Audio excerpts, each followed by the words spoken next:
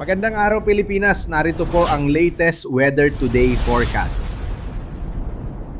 Huling namataan ang sentro ni Tropical Depression Wilma, 180 kilometers na lamang po sa silangan ng Borongan, Eastern Samar. Taglay pa rin ang hangin na 45 kilometers per hour malapit sa kanyang gitna at pagbugso hanggang 55 kilometers per hour. So hindi pa rin po kalakasan ang daladala nitong hangin.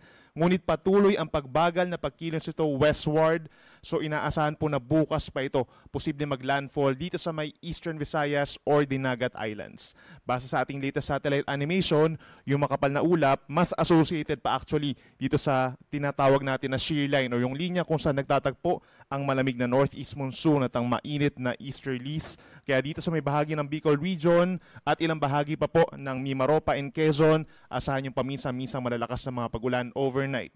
Yung associated naman kay Bagyong Wilma, dito po sa may eastern portion of Visayas, asahan yung mga minsang malalakas na ulan at kalat-kalat naman yung ulan dito sa bahagi ng Western Visayas, Central Visayas, Negros Island region, Zamboanga Peninsula, natitirang bahagi ng Caraga region at Northern Mindanao. Yan po ay dahil din kay Bagyong Wilma. Yung northeast monsoon or amihan, malakas pa rin po sa ngayon na nagdadala ng may kalamigan at preskong panahon dito sa may northern and central Luzon. Asahan yung mga light to moderate rain sa may Cagayan Valley, Cordillera region, Aurora and Quezon province. Natitirang bahagi ng Luzon, dating towards Metro Manila, partly cloudy to cloudy skies at may chance lamang ng pulupulong may hinang pag-ulan. Base naman sa ating latest satellite animation din po, wala pa tayong namamataan po na panibagong weather disturbance na susunod dito kay Tropical Depression Wilma. Tulad nga po na nasabi natin kanina, within the next 24 hours, posible ang mabagal na pagkilos nitong si Bagyong Wilma at ito po ay dahil dun sa presence ng high pressure area dito sa may mainland Asia. So kapag meron tayong high pressure area, napipigilan yung pagkilos or pag-usad ng bagyo.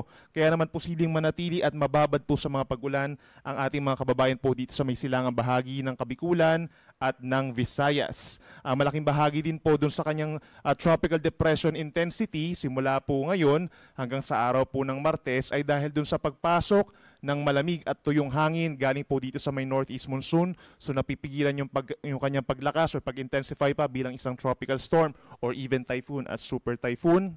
Plus the moment na magkaroon ng interaction sa kalupaan, nagkakaroon ng frictional effects kung saan nasisira yung circulation ng bagyo. So hindi natin inaalis yung possibility na habang binabagtas po nitong si Bagyong Wilma, ang kalupaan po ng Visayas ay downgrade po tayo into a low pressure area. Yan din po yung ganyang scenario, no? However, kahit po ito ay mag-isang low pressure area na lamang, aasahan pa rin po natin yung mga malalakas na mga pag-ulan sa mga susunod na araw associated dito sa Bagyong Wilma or sama ng panahon nga, eventually na magiging low pressure area kung posible at dun din sa shear line na siyang iiral pa rin naman po hanggang early next week.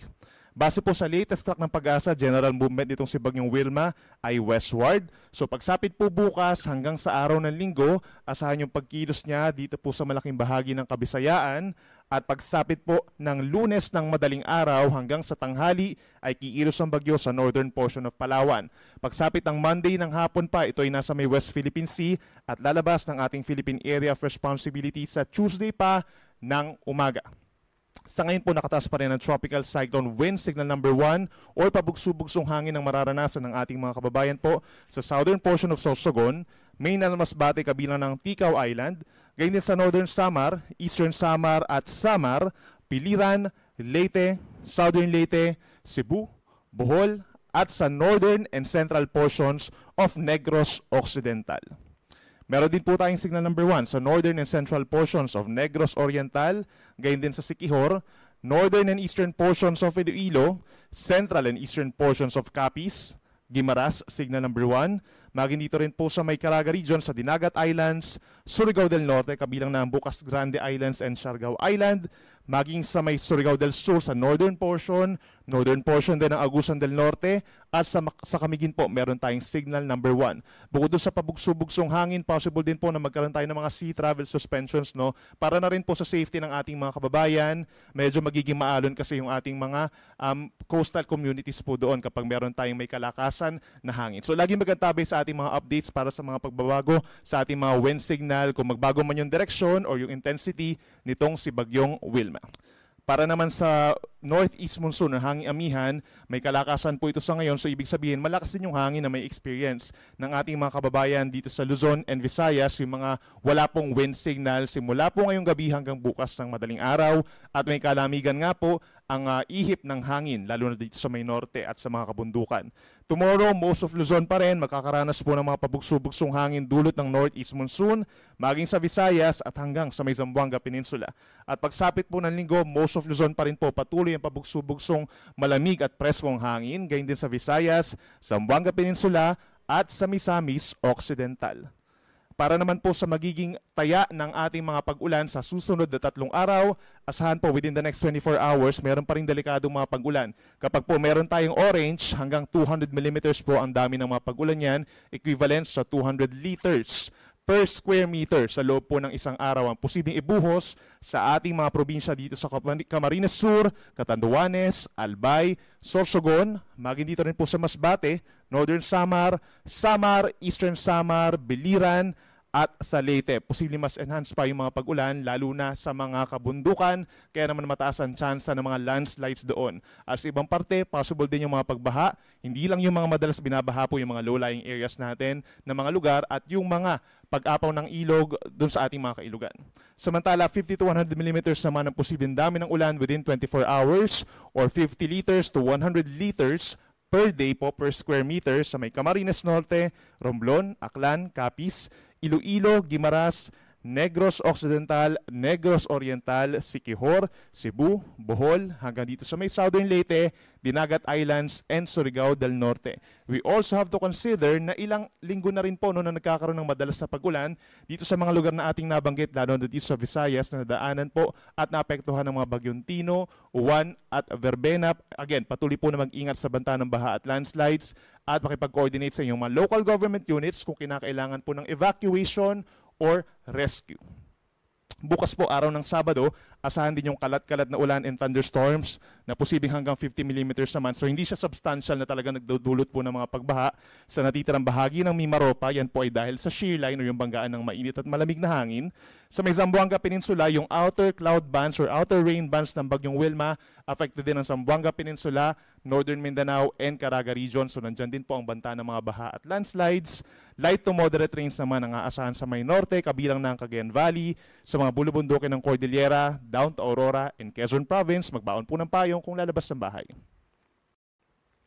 Pagsapit po bukas ng hapon hanggang sa linggo ng hapon, ito yung time kung saan binabagtas ng bagyong Wilma itong hilagang bahagi po ng Cebu, ng Negros Island, yung gitnang bahagi ng Panay Island. So may mga lugar na magkakaroon ng mga pag-ulan dulot kay bagyong Wilma at dahil na rin po sa shear line pa rin.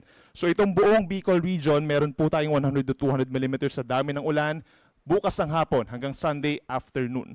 Samantala sa may Romblon, Aklan, and Capiz, yan po ay dahil kay bagyong Wilma, asahan din yung hanggang 200 millimeters o yung delikadong mga pag-ulan na nagdudulot ng malawakang pagbaha at pagguho ng lupa.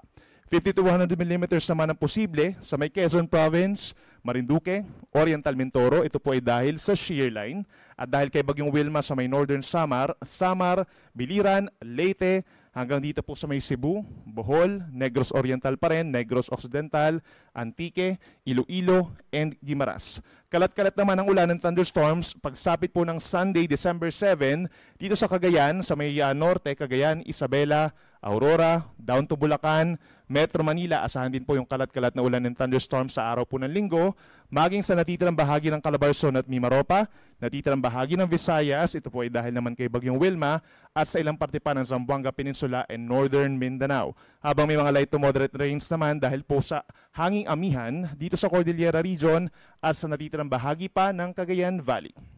At pagsapit po ng Sunday afternoon to Monday afternoon, that's December 8 na, ito po yung time kung saan kumikilos na ang bagyo sa may Northern Palawan hanggang sa makalabas po dito sa may West Philippine Sea. So affected pa rin ng bagyong Wilma ang Occidental Mindoro, Antique and Palawan, posible yung 50 to 100 millimeters na dami ng ulan. Habang ang natitirang bahagi ng Luzon, ito yung eastern sides po, no? Affected po sila ng shear line pa rin. Aangat yung shear line as far north as Cagayan, Isabela, Aurora, down to Quezon, Laguna, Batangas, Camarines Norte, Marinduque, Oriental Mindoro, and Romblon, posible pa rin yung 50 to 100 millimeters. So manaka-naka yung malalakas na mga pag-ulan at andyan pa rin po ang banta ng mga pagbaha at pagguho ng lupa, lalo na sa mga bulubundukin na lugar.